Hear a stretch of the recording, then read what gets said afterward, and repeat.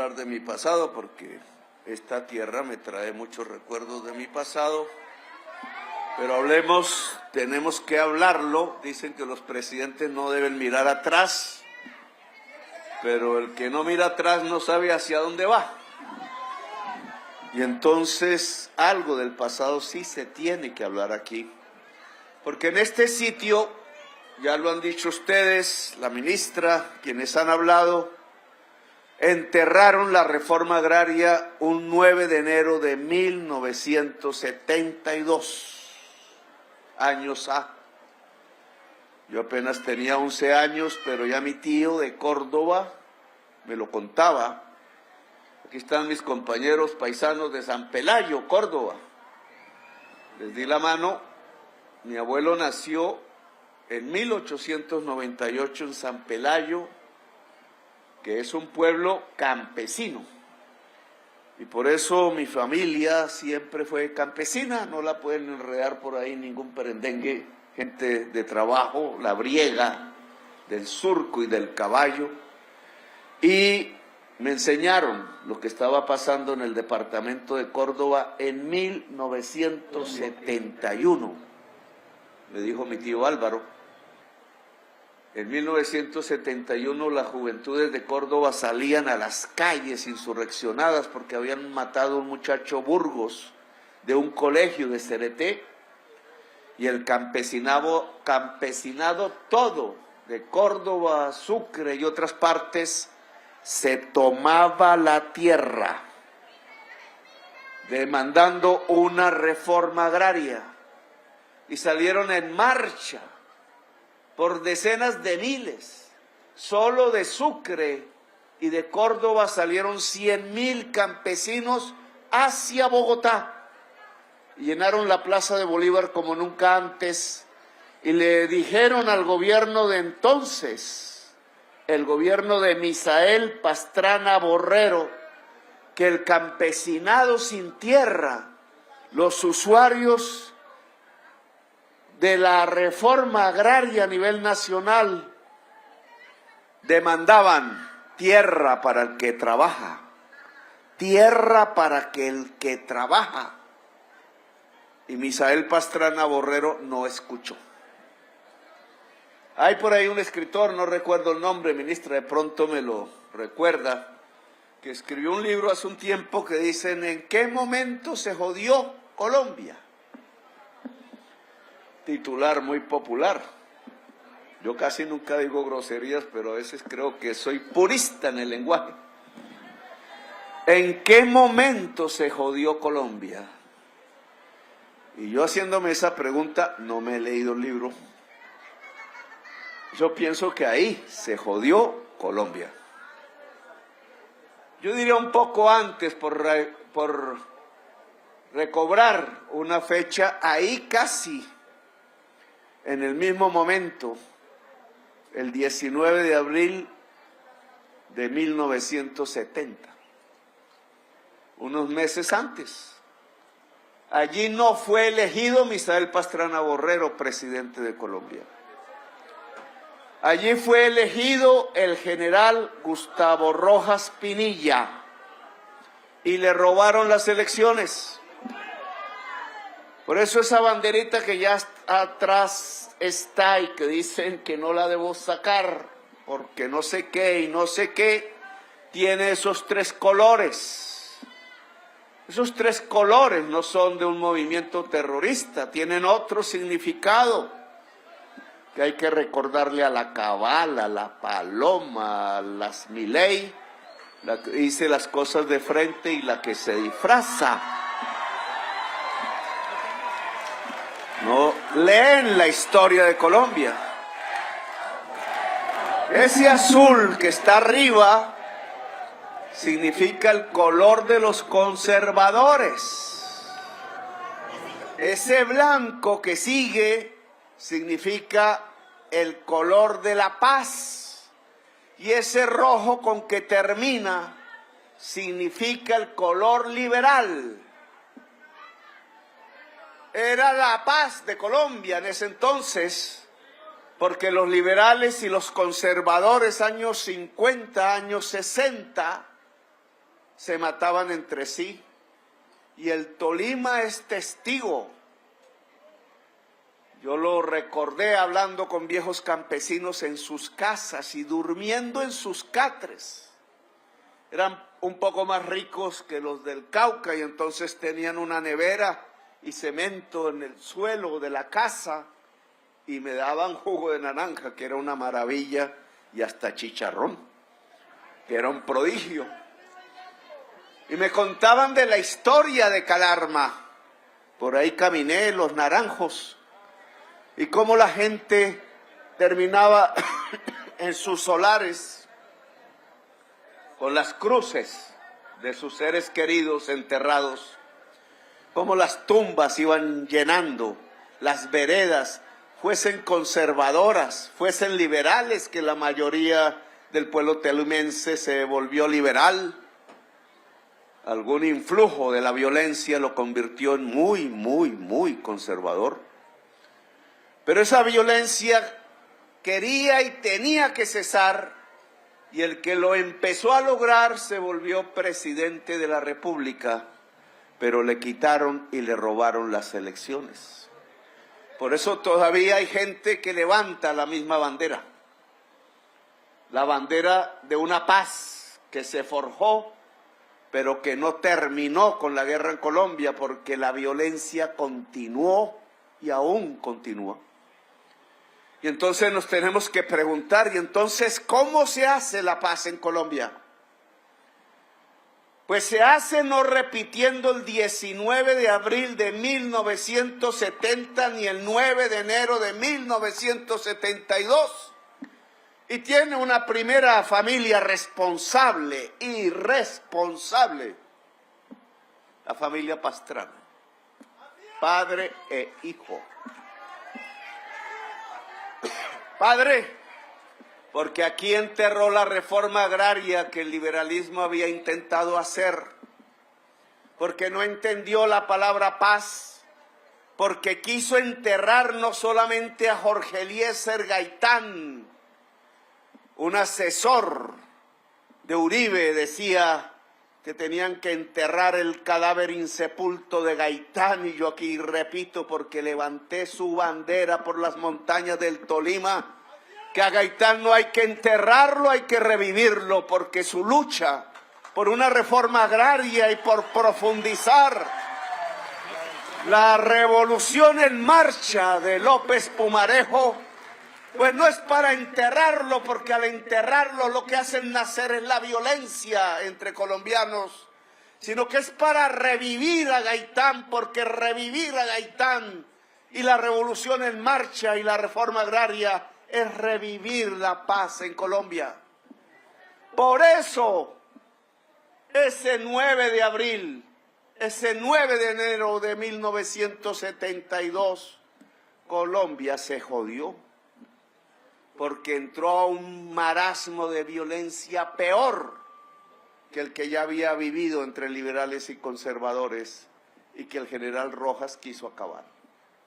El ejército de Colombia en esa época quiso acabar levantando la bandera nacional, la única que está en nuestro corazón como la bandera patria, la violencia entre un pueblo campesino liberal y un pueblo campesino conservador, y la insurgencia de los chulavitas, que desde el gobierno, como los actuales paramilitares, masacraban y masacraban a caballo y a galope tendido, entrando a los caseríos, donde antes había fiesta y alegría, y había esperanza, y solo dejaban los cementerios.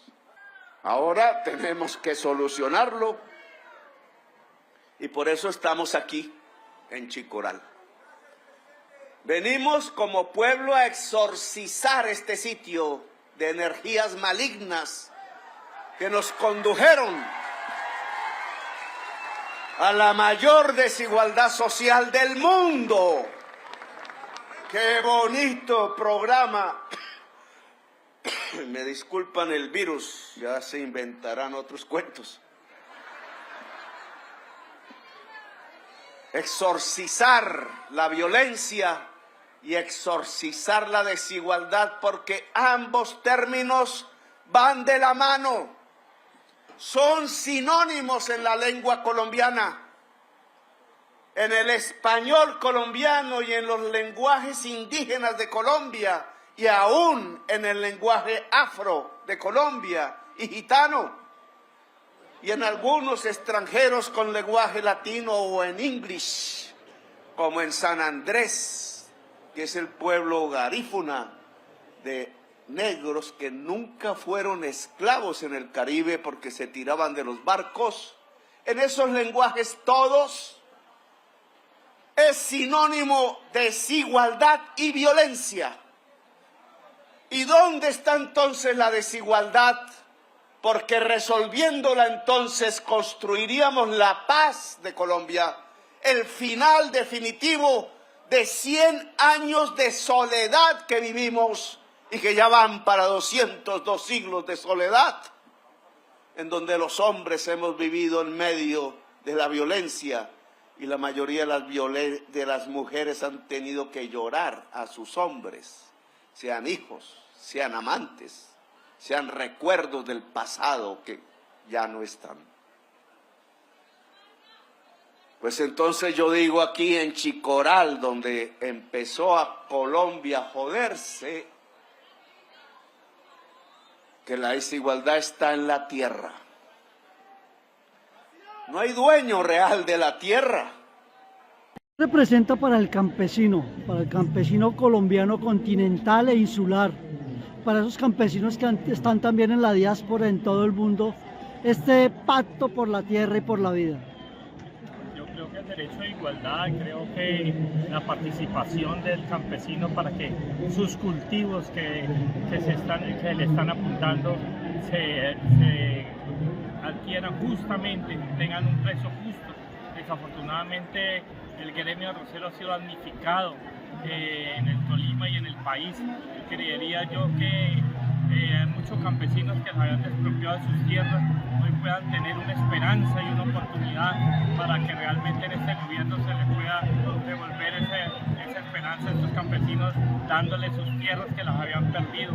Y me parece sumamente interesante. A mí me parece que este gobierno se ha metido en los pies de los campesinos, en los pies de la gente humilde, la gente que realmente necesitaba una oportunidad para mejorar la calidad de vida. Para la mujer líder, ¿qué representa este pacto por la tierra, por la vida, en términos de darle una transformación histórica a un país, especialmente con el protagonismo de la mujer? Las mujeres siempre han sido las guardianas de la fuente hídrica. La mujer siempre está al lado de su esposo y del hijo y hacen parte de esa agua que han trabajado la tierra por generaciones y por generaciones. Hoy vamos a revertir lo que pasó en 1950. Hoy vamos a firmar un pacto con las organizaciones campesinas, las organizaciones étnicas, con las bases sociales de este país, porque este gobierno ha dado la batalla para que verdaderamente se dé una reforma agraria integral. Una reforma agraria integral no solamente son las tierras, es el proyecto productivo de acuerdo a la vocación, pero lo más importante que quiere este gobierno es que se trabaje en colectividad desde la asociatividad, que puedan transformar, que puedan comercializar y que puedan tener líneas de exportación a estos procesos. Desde el departamento de Córdoba, ayer mandamos muestras para los mercados chinos occidentales porque quieren tener procesos de los cordobeses y de todo Colombia. Estamos buscando esos proyectos para poderlos avalar para que puedan llegar al mercado chino. Sí. La tierra es un bien común como el agua, como el aire. ¿Quién podría una propiedad sobre la atmósfera? Ya lo intentará Elon Musk. Que se le estrellan las aeronaves que hace con su gran fortuna cada vez que intenta escaparse de la tierra, una tierra que él está ayudando a destruir como uno de los grandes ricos del planeta. Pero nosotros no nos vamos a escapar. Algún día sus hijos y sus nietos viajarán después de la atmósfera, quizás. Pero los que aún no podemos, vamos a rescatar la tierra. El rescate de la tierra es el rescate de la vida. La tierra y el agua es el planeta. y la tierra y el agua es la vida, y por tanto es la humanidad, porque nosotros no somos más que agua pensante en forma de energía condensada en nuestros cuerpos. Dicen los físicos, para el periodista que no quiera entenderme, la física cuántica. Y si eso es así, ¿qué pasa con la tierra y el agua en Colombia? ¿Qué está sucediendo? Pues nos lo enseñaron los españoles que vivieron a apropiársela como si esto fueran feudos de Castilla. El Cid campeador, decía en alguna conferencia internacional, un héroe de ellos, los castellanos, que con armadura de hierro y muy macho, a caballo, erradicaba la cultura árabe que estaba allí en España hacía 1000 años. Hemos vivido los colombianos de hoy, desde que nos llamamos Colombia, 5 veces menos que lo que vivieron los árabes en lo que hoy es España. Y a caballo, a galope tendido, con el hierro, con la espada y con una cruz que había invertido la religión de Jesús, que dijo amar, se lanzaron a exterminar una civilización hasta que en 1492 sacaron al último guerrero de los árabes, porque las árabes y los árabes se quedaron allí. Y no se quedaron ahí en Granada en 1492, sino que en ese mismo año montaron los caballos y los hierros y la espada y la cruz invertida. Y se lanzaron en las carabelas y los barcos a conquistar esta tierra y a volverla propiedad privada de unos señores que nunca dejaron de matar, que nunca dejaron de destruir el agua como en Bogotá, que la taparon y ahora es una ciudad sin agua, y que nunca dejaron de rezar al mismo tiempo, y de ahí salió la frase popular de que el que reza, ¿cómo es? Empata. El que peca y reza, empata, bueno, alguna cosa así. Y no es cierto que el que reza y peca empata, no, señores. El que peca matando a su prójimo nunca se recupera porque mata la vida. El que le miente al pueblo nunca se recupera porque mata a su patria. No hablo del deseo a la mujer ajena porque no me meto en esos temas. Pero no es cierto que el que peca y reza empata. El que peca debe ser sacado del poder o darle la segunda oportunidad para que tenga la posibilidad de arrepentirse. Él y ella, porque ella debe estar en el poder debe ser del pueblo. Pues bien, ese 9 de enero de 1972, aquí decretaron mucho más de un siglo y medio, de 5 siglos desde la colonia española, que la tierra seguía siendo de los castellanos, del Cid campeador, del hombre a caballo matando gentes humanas solo porque tenían una cultura diferente. Llegaron en sus carabelas y los árabes eran los marineros, y llegaron primero los árabes que los castellanos. Porque los castellanos primero mandaron a los marineros a ver si los que ancestrales estaban aquí los recibían bien o mal, y después se bajaba el castellano a caballo y mataba a todos. 500 años vamos a festejar de eso en Santa Marta. No sé si hayan samarios por aquí, magdalenenses. Y no va a ser un homenaje a la conquista. Ojalá la hija del rey de hoy me acompañe, pero va a ser un homenaje a la libertad y a la unidad del pueblo del Caribe y al encuentro, no al desencuentro violento, sino al encuentro entre las culturas en plural mediterráneas y las culturas en plural caribeñas. Así que los invito a ir en masa campesina hacia Santa Marta, a festejar esos 500 años que fueron de esclavitud, de servilismo, pero que tienen que ser de libertad si así lo decidimos, si somos capaces de revivir no solamente a Gaitán, sino a Melo el tolimense, aquí está el libro, y a Bolívar.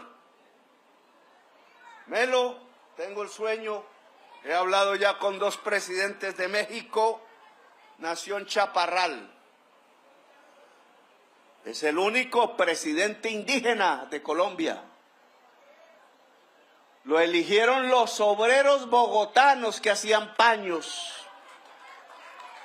Y era el general mayor del Ejército Libertador, el mismo de Bolívar, en 1850. Y había batallado como jovencito, siendo teniente del Ejército Libertador e indígena en las grandes batallas de Bolívar y Sucre. Y a la muerte de Bolívar fue a Venezuela a decirle a Páez que no dividiera la Gran Colombia, y qué gran error de Páez, Santander y Flores, porque hoy seríamos una potencia mundial. Melo siguió levantando la bandera de Bolívar como el general máximo del Ejército Libertador y propuso la liberación de los esclavos, porque habían engañado a Haití, que nos dio los barcos y las armas y sus hombres para ayudarnos, solo a cambio de libertar a los esclavos negros de Colombia. Y mataron a Bolívar en el intento de liberarlos. Y Santander le dio la espalda a la promesa y continuó siendo esclavista, y apareció lo que llamamos la oligarquía nacional. La oligarquía nacional es heredera de los esclavistas, tiene sus apellidos. Por eso trata al pueblo de Colombia como esclavos. Por eso trató a la mayoría campesina, que era el pueblo de Colombia, como siervos de la tierra. Y por eso los masacró cada vez que había una violencia. Y tuvimos muchísimas violencias. Colombia no ha conocido la palabra paz, porque estos hombres de sangre indígena, considerados raza inferior, incluso no humanos, por los que tenían la cruz invertida, aún con armas del Ejército Libertador, y siendo presidente de Colombia, decidió con algunos otros liberales que no habría más esclavos en Colombia. Y llegaron los ejércitos de esclavistas, de Popayán, de Antioquia, con negros armados diciendo que era mejor comer de la mano del amo que ser libres. Algunos son también sus descendientes. Y fue derrotado, y ahí murió el Ejército Libertador. El último general del Ejército Libertador es un hombre del Tolima, de la Gran Chaparral. Y se fue a pelear a El Salvador, a Nicaragua, contra un pirata gringo que se quería quedar con su patria. Y llegó a Chiapas y peleó contra los conservadores mexicanos, queriendo que Benito Juárez pudiera realizar su revolución. Y allí fue fusilado y allí está enterrado. Y los hijos que tuvo allí en Chiapas son indígenas colombianos que quieren encontrarse con los chaparralunos. Ojalá, me lo han prometido, que si encontramos sus cenizas, y la presidencia de México lo está buscando en las fosas comunes de Chiapas, podamos enterrarlo en Chaparral.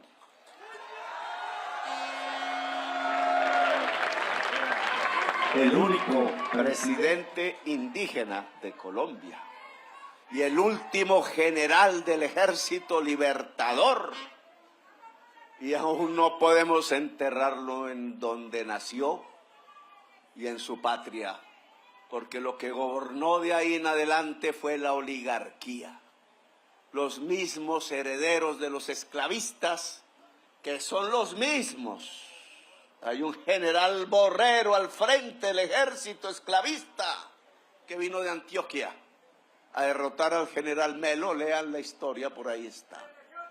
Tolima tiene que leer la historia de su pueblo. El Tolima tiene que saber qué pasó aquí en la violencia liberal conservadora y el genocidio del pueblo tolimense. El Tolima tiene que saber qué hicieron sus grandes, como les llaman aquí, muchos presidentes de Colombia y todos de izquierda revolucionaria. Por el entonces, el Tolima tiene que saber quién fue el general Melo, qué representó, para que el Tolima hoy nos pueda ayudar, no con el desplante de la gobernadora, sino con el plante multitudinario del pueblo tolimense, del pueblo campesino que ha sufrido la violencia y que quiere vivir la paz, porque yo sí soy testigo de joven, andando por las trochas y caminos, y a mula y a caballo, y no digo nadando sus ríos porque no sé nadar bien. Cómo se construye la paz en el Tolima y cómo se puede construir en Colombia. Y no es sino hablando, hablar. El viernes no quisieron hablar conmigo algunos altos funcionarios y yo soy el jefe del Estado. Mal mensaje. No porque tengan que estar de acuerdo conmigo, yo soy un demócrata, sino porque al pueblo de Colombia hay que enseñarle a dialogar entre sí, a que las disputas sean familiares, sean pasionales, sean por el amor, sean por la política, sea por la cerca de la finca, sea por la venganza que hay en el pasado de generaciones hundidas en la violencia, como bien dijera José Eustacio Rivera, que ahora conmemora desde su novela Un Tiempo. ¿Cuánto es? ¿Cuánto? Capitán, a ver. 100 años, dice el capitán.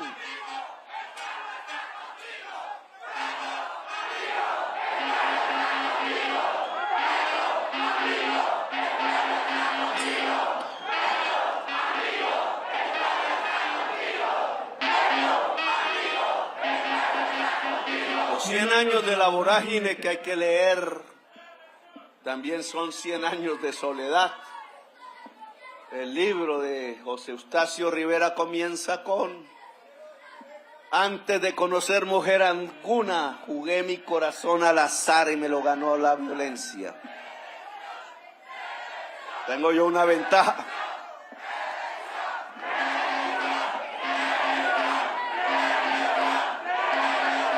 Tengo yo una ventaja. Antes de jugar mi corazón al azar, me lo ganó una mujer, entonces me salvé. Me fue algo mal, pero bueno. La violencia se arregla hablando, dialogando, y hay que enseñar siquiera ese principio.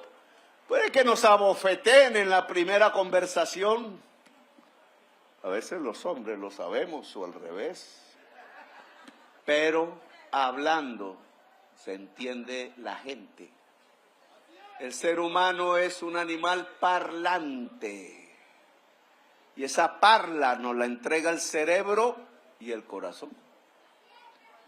Parlar, la palabra latina. Hablar, dialogar. Dialogando se arreglan los problemas que tenemos en Colombia. Complejos cada vez más, porque en 1972 no había cultivos de hoja de coca en el país que no fueran los culturales indígenas. Yo le tengo que echar la culpa a Misael Pastrana Borrero del narcotráfico en Colombia. Porque al quitarle la posibilidad de la tierra fértil al campesinado, lo que surgió después de 1972 fue un campesinado colono que ya venía atrás, pero no era tanto, rompiendo la selva que había en el Magdalena Medio, en el Catatumbo, la selva chocuana, la selva nariñense y caucana, la selva, la inmensa selva amazónica de donde nace la vida, el corazón del mundo.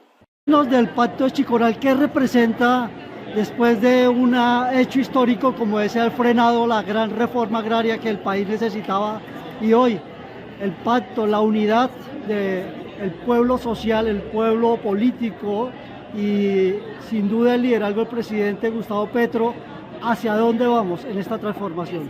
Pues hoy estamos haciendo dos cosas muy importantes. En primer lugar, resignificando en el mismo territorio un hecho que fue un hecho político que marcó la historia de Colombia, pero en un sentido positivo lo queremos hacer ahora.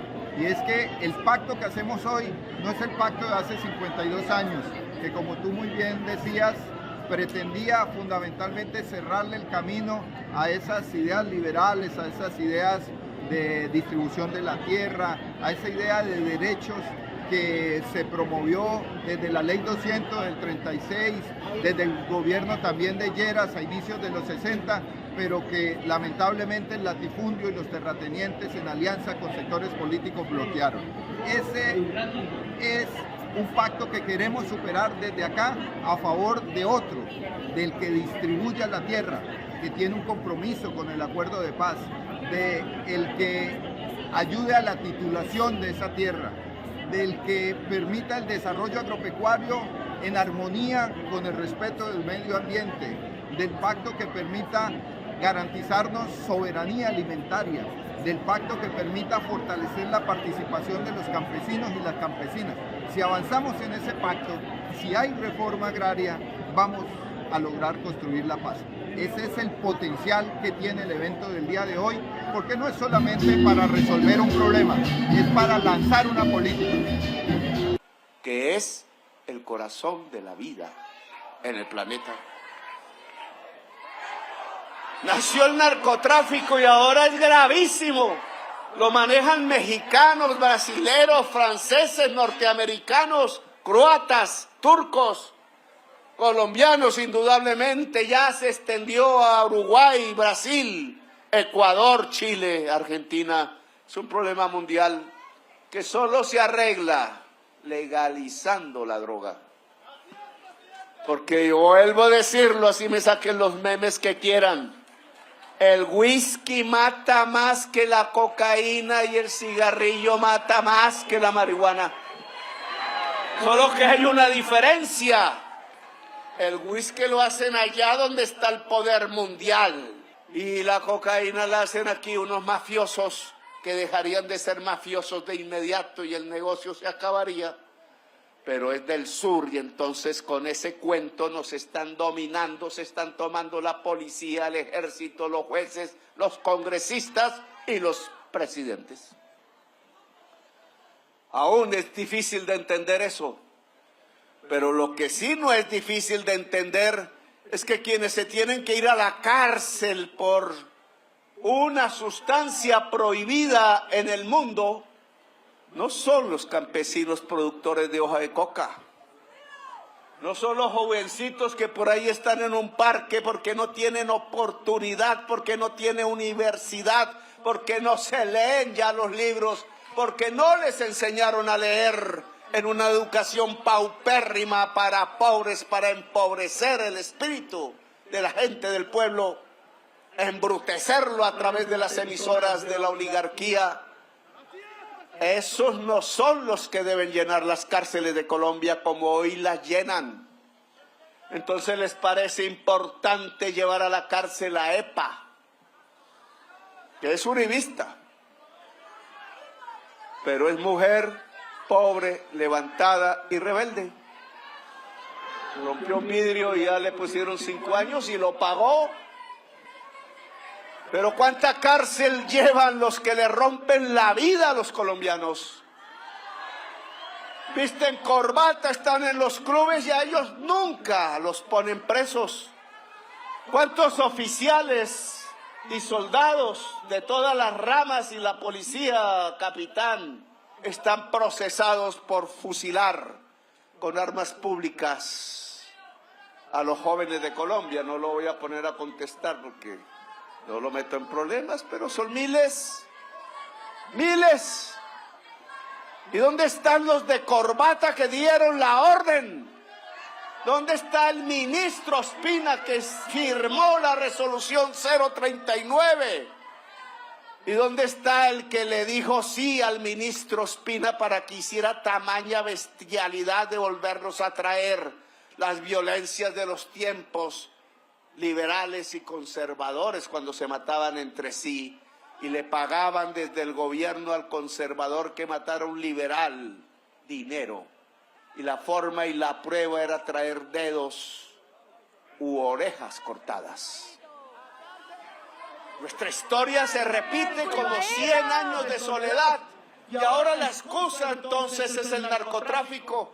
Pues yo ordené que la policía se dedique no a perseguir jóvenes en los barrios o campesinos en las veredas. Esa es una forma de excusar que muchos de sus jefes y muchos de los jefes políticos de Colombia se abrazan con los más grandes narcotraficantes de este país.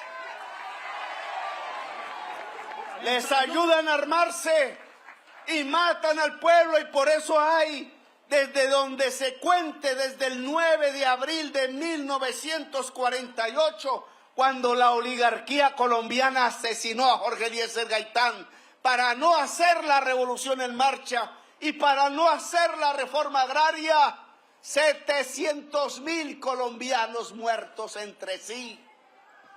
No hay pueblo en el mundo, no existe ningún rincón en la tierra donde una nación se autodestruya durante tanto tiempo, por generaciones, matándose entre sí. Y aún estamos aquí. Somos grandes porque resistimos. Somos grandes porque aquí, en el mismo sitio donde desataron la masacre sobre el pueblo campesino de 1971, sus marchantes y sus organizaciones campesinas, sus hijos, sus nietos quizás, se vuelven a reunir a levantar la bandera.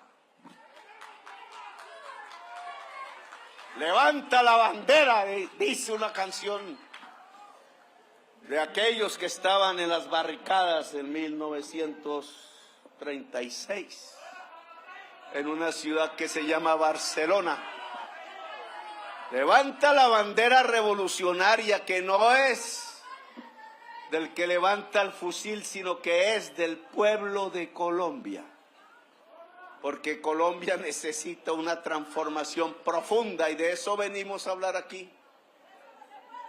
Porque si Misael Pastrana le quitó el derecho a la tierra al campesinado de Colombia y desató a partir de ahí el narcotráfico y la violencia rural que siguió y que aún no para, su hijo destruyó la industria nacional,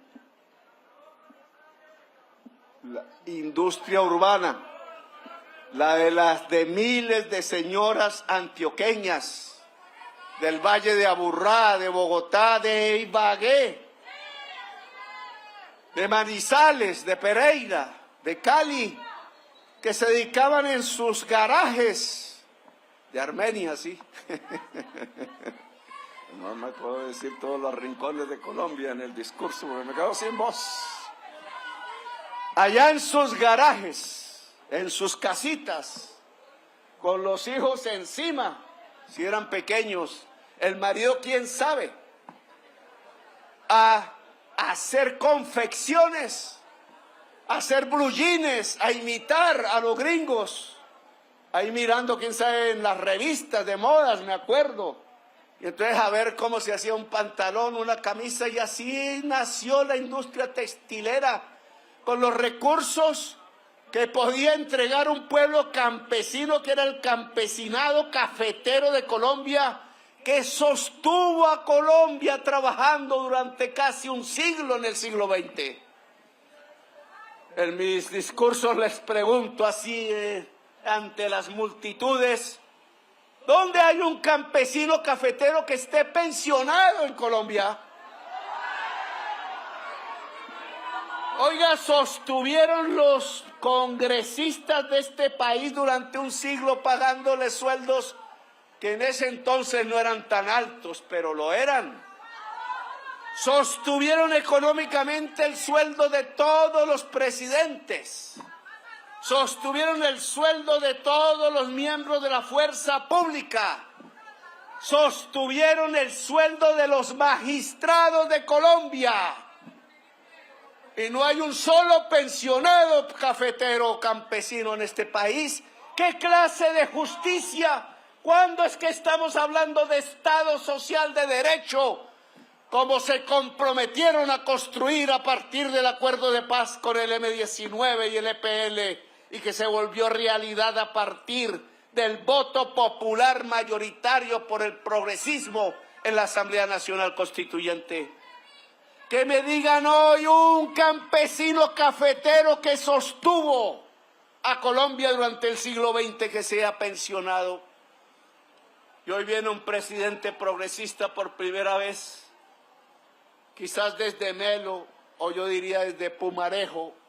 Tengo otra visión de la historia que la hija de Gaitán, que fue el último en mi opinión.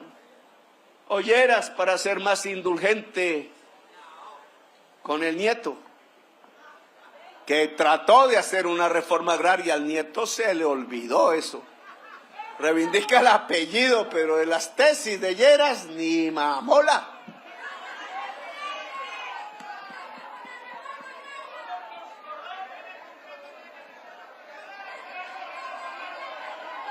Vamos a terminar porque me estoy extendiendo y voy causando estragos democráticos.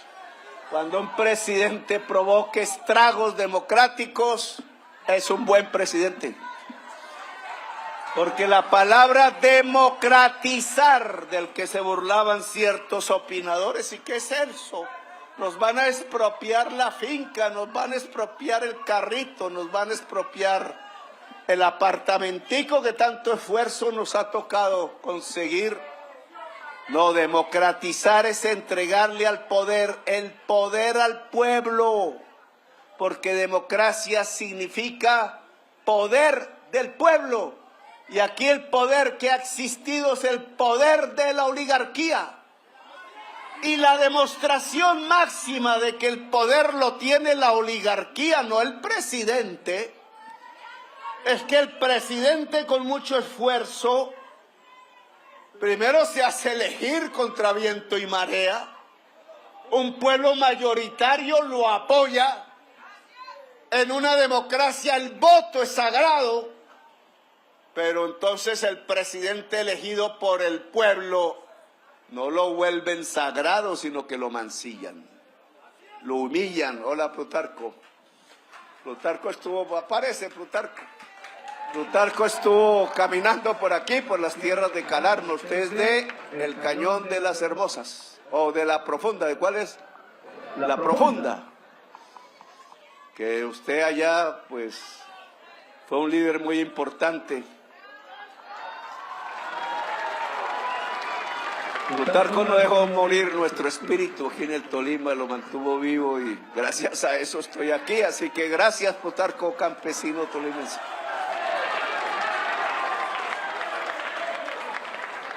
¿Cómo es posible que se hable de Estado social de derecho en Colombia cuando los pobres, viejos y viejas, no tienen una pensión? Cuando se mueren solas en las plazas de mercado, como pasó hace poco. O cuando los viejos terminan alcoholizados de la tristeza en una banca del parque. Los parques municipales de Colombia se volvieron parques de viejos y no parques de jóvenes. Ya no se enamora en los parques de los municipios de Colombia, porque ya no hay sino viejas y viejas, viejos sobre todo, tomando y tomando ron, porque el hambre no se calma, porque no hay dónde ir ni dónde dormir, porque no hay un abrazo ni siquiera de un hijo o una hija, porque muchos están abandonados. Y entonces el presidente progresista dice, pero si la plata nos da, las cuentas nos dan, si nadie, casi que no tenga un enorme salario, los congresistas que tienen enormes salarios se salen de los fondos privados de pensiones, porque no van a recibir una pensión similar al de su salario. Hipócritas los que van en contra de la reforma pensional, unas señoritas o señoras de Bogotá que nunca han vivido en una casa campesina, que nunca han estado en el taller donde trabaja un microempresario, que nunca han vivido en la casa de una obrera que tiene que madrugar a las 4 de la mañana y llega a las 10 para intentar darle un beso a su bebé, tomar un Transmilenio, como es de sacrificado en Bogotá.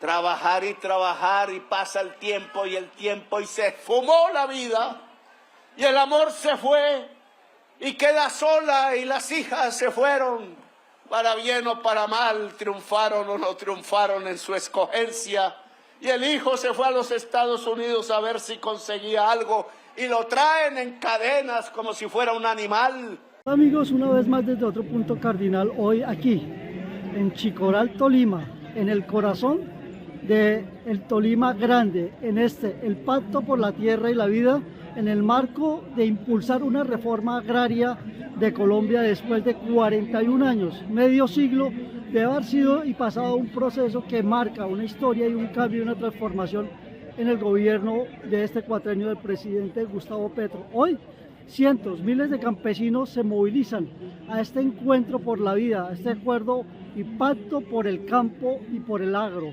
Sin duda, un momento histórico para la Colombia, potencia mundial de la vida. Fernando Ballesteros para la plataforma informativa de Clúster Televisión.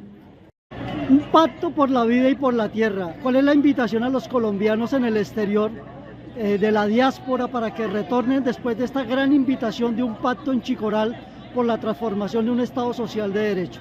Bueno, primero es invitarlos a que se organicen en pos de este proceso, porque un retorno siempre debe ser planificado, debe ser pensado y debe buscar esa estabilización social y económica. Creo que la vinculación y que también las políticas lleguen hasta los colombianos en el exterior, pues nos permitirían a través de este grupo interno de Colombia Nos Une, pues materializar, ¿no?, el anhelo que puedan tener algunos de volver a su territorio y de hacerlo productivo y poder vivir en su tierra. ¿De qué manera este pacto por el cambio, por la transformación, incide en la cultura del campo en la mujer? Feliz, contenta, para dar la noticia al país entero y a las mujeres que nos apoyan. El día de ayer recibimos 1.200 hectáreas de tierra en Ambalema, Tolima, para mujeres campesinas, víctimas del conflicto armado, gente trabajadora. La SAE ayer nos hizo entrega de estas tierras para trabajarlas, para que desde la mujer apoyemos la reforma agraria y apoyemos a nuestro presidente Gustavo Petro. ¿Cuál es la invitación a las mujeres campesinas, pero también a la mujer rural y a la mujer urbana? Organizarnos. El mejor consejo es organizarnos, porque si nosotros no estuviéramos organizados no hubiéramos sido beneficiarios de nuestro proyecto de tierra. Y entonces no tiene una pensión, su esfuerzo no tiene una recompensa.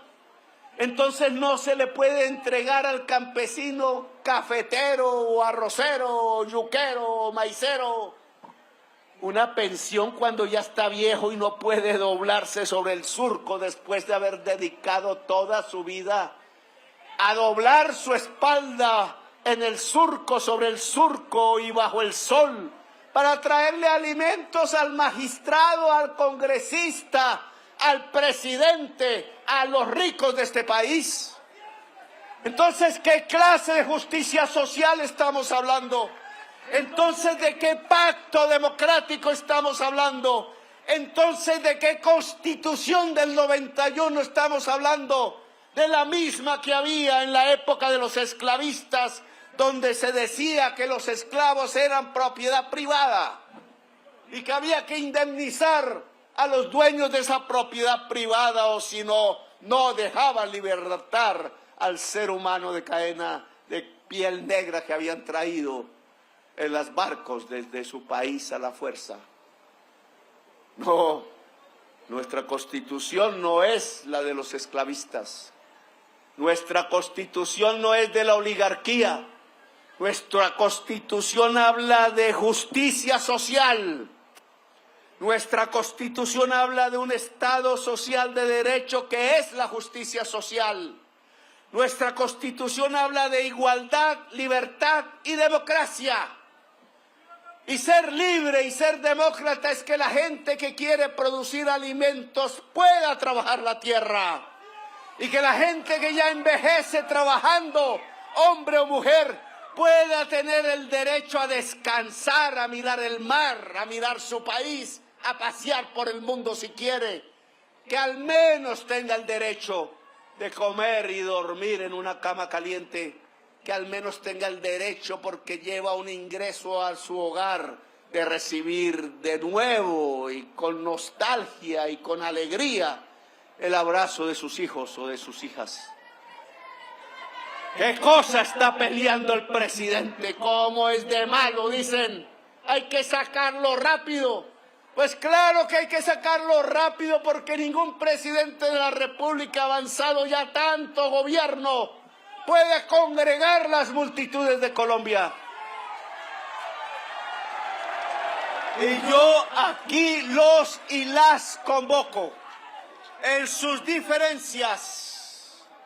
Hicimos la convención campesina en el primer año o en el segundo, en la Universidad Nacional. Y todas las organizaciones que había en ese entonces se reunieron. Y hablamos, dialogamos. Y de ahí salió una plataforma. Yo sé que el campesinado de Colombia es diverso, culturalmente, obviamente. No es lo mismo un costeño con un nariñense. No es lo mismo por ramas de producción. Ya han construido culturas propias. Hay una cultura de la yuca, como hay una cultura de la guayaba, hay una cultura de la panela, hay una cultura del arroz y hay una cultura del café, que nos ha marcado, y ahora el mango, dice el alcalde. Somos diferentes, claro. Hay un campesinado que por generaciones tiene una parcelita en Cundinamarca o en Boyacá, andina, o en el Antioquia andino, o en el Tolima, o en la zona cafetera, pero ahí llegaron no tanto generaciones de muy antes, sino gente de Amula caminando por las trochas desde Antioquia, y construyeron una cultura que es la cultura cafetera, que es la que sostuvo a Colombia durante el siglo XX. Cuando acabaron la cultura cafetera, no la cultura, sino la producción cafetera en el viejo Caldas y el sur de Antioquia, entregaron Medellín a la mafia. Es que la destrucción del mundo rural campesino trae aparejado otros problemas. Cuando el hijo de Pastrana, y estaba hablando de él, ¿y por qué destruyó la industria nacional y a esa que hace confecciones allá en los barrios de las comunas populares de Medellín y de otras ciudades? Pues que se puso a ayudar al mayor contrabandista de Colombia. O que me diga Andrés Pastrana si el señor Diego Marín no lo menciona como su ayudante en los procesos penales que han ocultado la Fiscalía General de la Nación, y que no lo han puesto preso porque es el amigo del poder, el mayor contrabandista de la historia de Colombia. Pues así se destruye una industria. Destruyó el padre la agricultura, destruyó el hijo la industria, y un país sin industria y sin agricultura es un país pobre, porque la riqueza solo nace del trabajo y de la producción, y porque la producción es agricultura e industria. Y si nos quitan la agricultura y la industria, es como si nos quitaran el corazón. Por eso podemos decir que el 9 de enero de 1972 se jodió Colombia. Y ahora la recuperamos, y depende de ustedes y de mí. Ya nos anuncian que la Constitución del 91 es letra muerta. Ya el Congreso hace huelga y no quiere aprobar las reformas. Ya si aprueban las reformas tampoco pasan. Ya el gran mensaje de las elecciones del 2022 fue olvidado.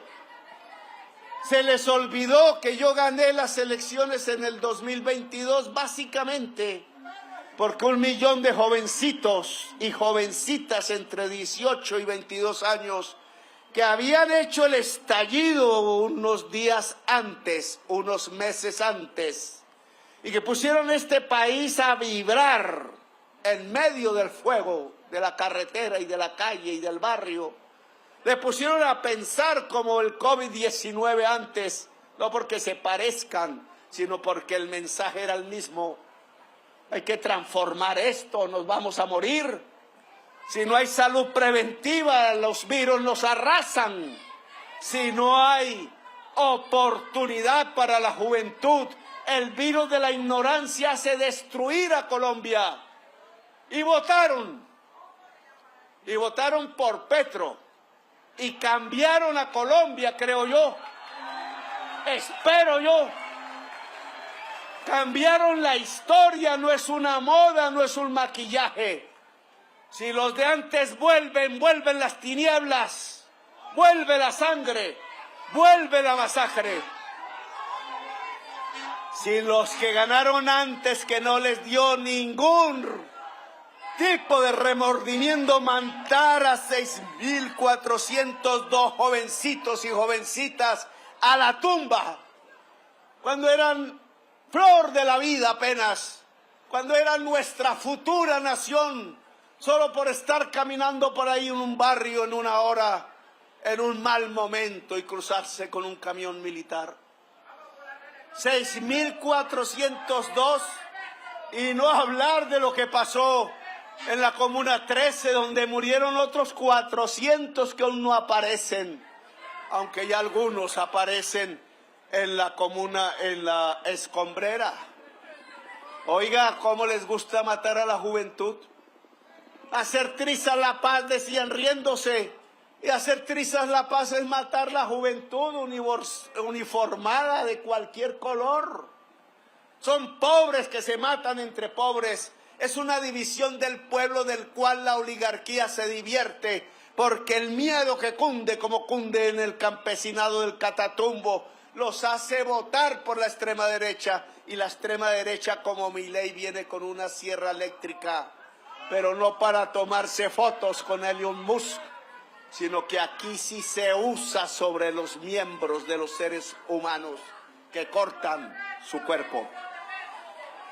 Yo sí los convoco, y la convoco a usted, mujer, y a usted, hombre campesino, a que toca volver a la sangre de 1971.